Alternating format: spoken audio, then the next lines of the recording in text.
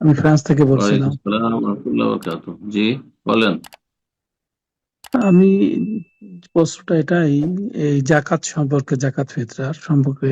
রমজান মাসে নরমালি আমরা জাকাত ফিতরা দিয়ে থাকি, এই মাসেই সারা বছরের আমরা সিলেকশন করে থাকি। এখন হুম, আমার প্রশ্নটা হচ্ছে, এই মসজিদ কমিটিতে যে দানের টাকা পয়সা জমা হয়, এই টাকা হুম। পয়সা গুলো এরা উম, আপনার বিভিন্ন ব্যবসার ক্ষেত্রে এটা ইনভেস্ট করে। এই টাকায় কি জাকাত আসবে? ব্যবসা মানে মসজিদের ফান্ডের টাকা, বাইতুল মালের টাকা তারা জি, জি। ব্যবসায় ইনভেস্ট করে। ব্যবসা ইনভেস্ট করে মসজিদ তৈরি করার জন্য।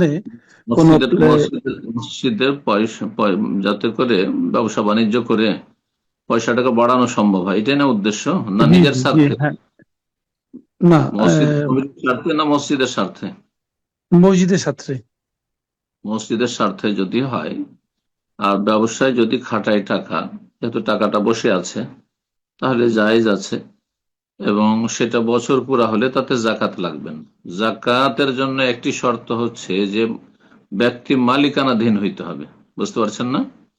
আর বাইতুল মালের মালিক আল্লাহ, কোন বান্দা মালিক না। মসজিদের মোতাওয়াল্লিও মালিক না ওই টাকার, মসজিদ কমিটিও মালিক না। আর মসজিদের ইমাম খতিব, হ্যাঁ, কোন আলেমও মালিক নয়। আল্লাহ যেহেতু বাইতুল বাইতুল মাল মানে বাইতুল মালিল মুসলিমের, সমস্ত মুসলিমদের সেখানে অধিকার রয়েছে, এবং সেটি মালুল্লাহ, আল্লাহ তার মালিক, এই জন্য তাতে জাকাত লাগবে না। জি। যে কোনো এইরকমই দিনই প্রতিষ্ঠানে যে ব্যাংক ব্যালেন্স থাকে বা টাকা পয়সা থাকে, তাতে জাকাত লাগবে না। বারাকাল্লাহ ফিক।